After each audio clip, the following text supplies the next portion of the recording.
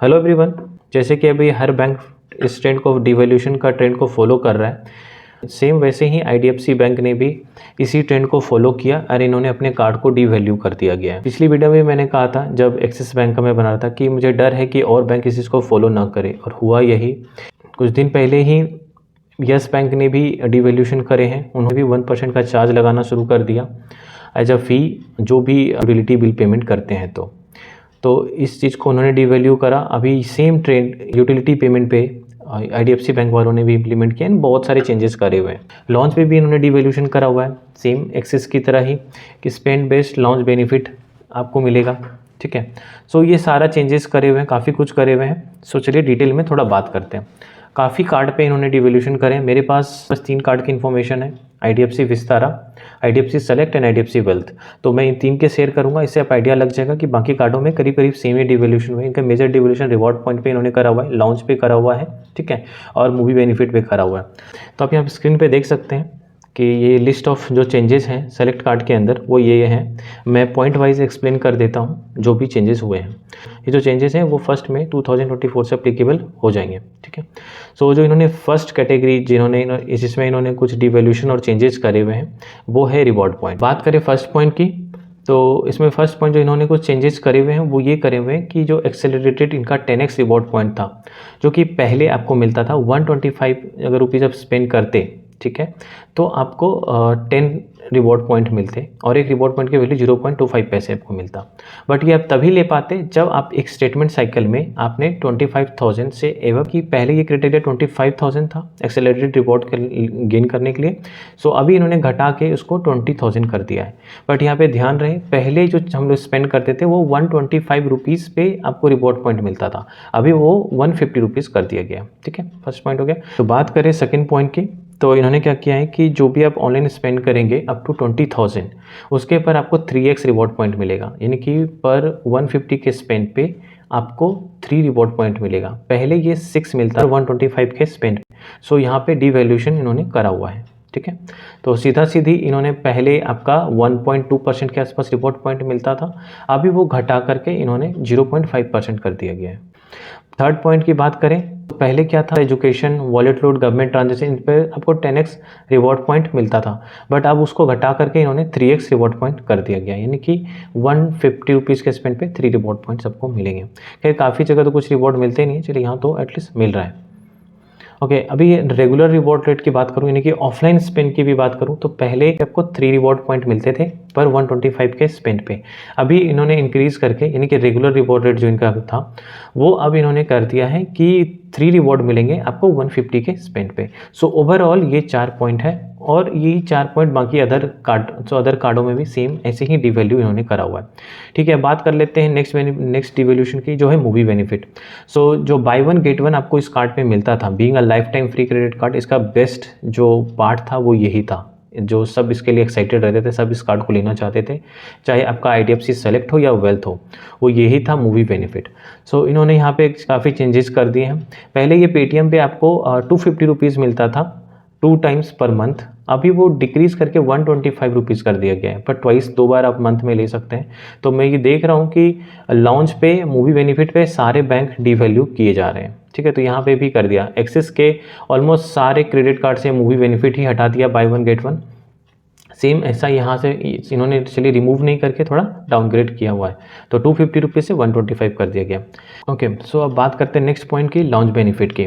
सो अगर मैं launch benefit की बात करूँ तो अभी उन्होंने डिक्रीज़ कर दिया गया है।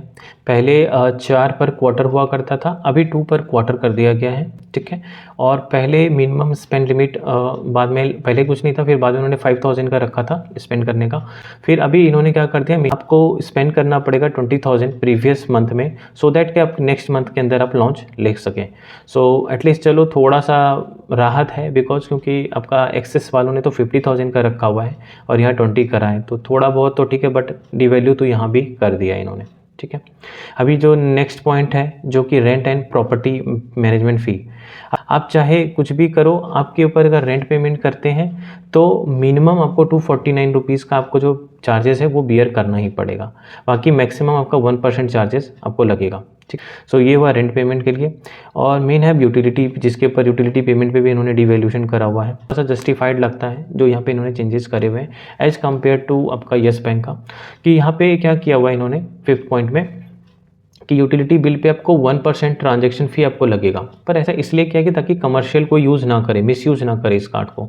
तो लिमिट रखा है 20,000 से ऊपर। ऑब्वियसली एक नॉर्मल यूज़र या जो जेन्युइन यूज़र है वो 20,000 से उनका यूटिलिटी स्पेंड नहीं होगा जनरली इतना इन अ मंथ। तो ये बहुत ही सही है और ये होना भी चाहिए था। तो ये इन्होंने चेंजेस करे हुए हैं कि एटलीस्ट आप 20,000 सबका विद इन द लिमिट आ जाता है। तो अगर आप 20,000 से ऊपर करेंगे तो 1% का ट्रांजैक्शन फ़ी आपको देना पड़ेगा यूटिलिटी पेमेंट पे, बिल पेमेंट, रिचार्ज वगैरह पे, और इसके पर आपको 1x रिवॉर्ड पॉइंट आपको मिलेगा ही मिलेगा। ठीक है, तो ये हो गया IDFC सेलेक्ट कार्ड का। अभी हम बात कर लेते हैं IDFC क्लब विस्तारा। इस विस्तारा क्रेडिट कार्ड के अंदर भी कुछ चेंजेस हुए हैं, वो आपको मैं स्क्रीन पे दिखा देता हूँ। ठीक है, ओके। सो जो चेंजेस इसका भी सेम वो 1 मई 2024 से इम्प्लीमेंट हो जाएगा। ठीक है, फर्स्ट जो चेंजेस इन्होंने करे हुए हैं वो लॉन्च बेनिफिट पे करा हुआ है कि मिनिमम आपको 20,000 प्रीवियस मंथ में करना पड़ेगा सो दैट आप लॉन्च या स्पा बेनिफिट ले पाएंगे नेक्स्ट मंथ में। तो 20,000 का स्पेंड बेस्ट क्राइटेरिया रखा गया है।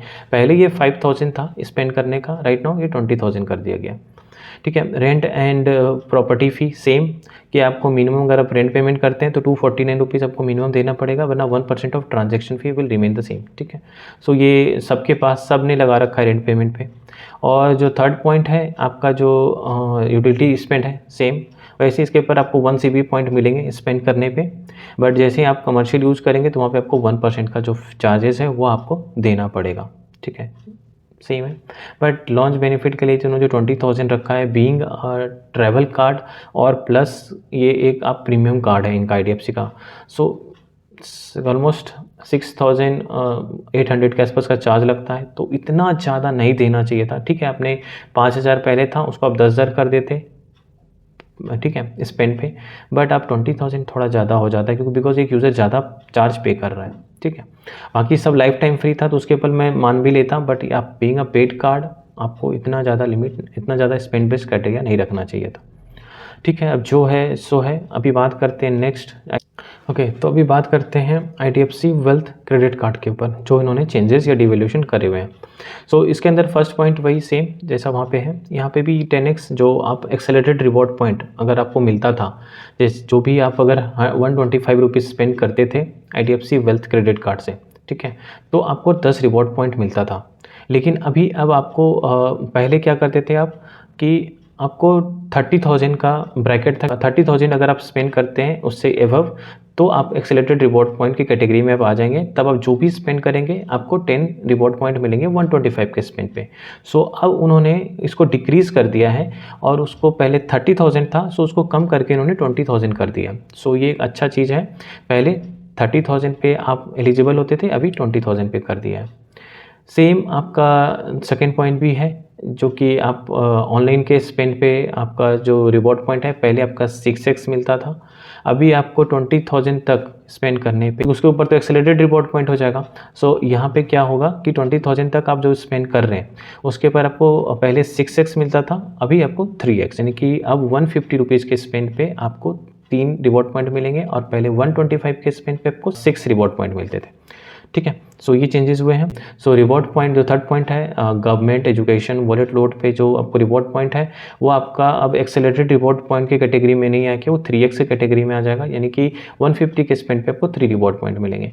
और इसका जो बेस रिवॉर्ड पॉइंट है वो हो गया 0.5% यहाँ पे भी, क्योंकि बिकॉज आप कोई भी ऑफलाइन ट्रांजेक्शन करते हैं, ठीक है, तो आपको पहले क्या होता था, पहले ऑफलाइन ट्रांजेक्शन पे भी 3 रिवॉर्ड मिलते थे पर वो 125 रुपीज़ पे मिलता था, तो आपको 0.6% के आसपास आपका रिवॉर्ड पॉइंट मिल जाता था।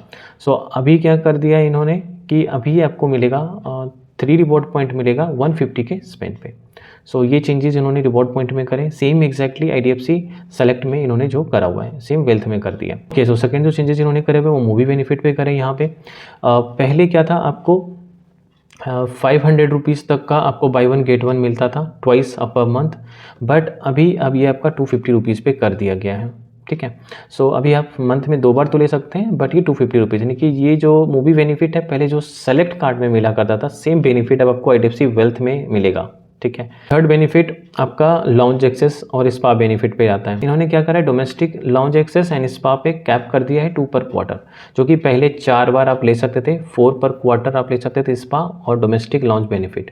सो अभी इन्होंने चेंज कर दिए और अब इंटरनेशनल जो लाउंज है वो भी इन्होंने 2 कर दिए, पहले 4 थे पर क्वार्टर, ठीक है। सो और ऊपर से इन्होंने जो स्पेंड बेस्ड लिमिट है वो भी इन्होंने ऐड कर दिए हैं, ठीक है।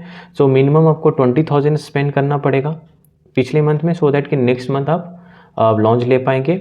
और स्पा बेनिफिट भी के लिए सेम आपको स्पेंड करना ही पड़ेगा 20,000। बात करें फोर्थ पॉइंट की, सेम आपको मिनिमम आपको जो 249 रुपीज़ एल्स 1% आपको ट्रांजेक्शन फ़ी आपको लगेगा रेंट पेमेंट पे, ठीक है। बात करें फिफ्थ पॉइंट की, तो 1x रिवॉर्ड पॉइंट आपको मिलेगा यूटिलिटी पेमेंट पे, आपका 150 के स्पेंड पे 1 रिवॉर्ड मिलेगा। बट याद रहे कि कमर्शियल चीज़ को बचाने के लिए सेम आपका 20,000 से बिलो यूटिलिटी पेमेंट में करेंगे तो कोई चार्ज नहीं लगेगा, 20,000 से आप ऊपर करेंगे स्पेंड तो आपको चार्जेस देने पड़ेंगे। सो ओवरऑल ये कुछ इन्होंने चेंजेस करे हुए हैं IDFC में करंटली। सुनूंगा कि मूवी बेनिफिट पे इन्होंने ज़्यादा डिवैल्यूशन करा हुआ है, रिवॉर्ड पॉइंट को इन्होंने कुछ ज़्यादा डिवैल्यूशन कर दिया है और लॉन्च बेनिफिट को इन्होंने इन शॉर्ट में डिवैल्यूशन करा हुआ है। सो एक्सेलरेटेड रिवॉर्ड पॉइंट आप पहले से जल्दी रीच कर पाएंगे।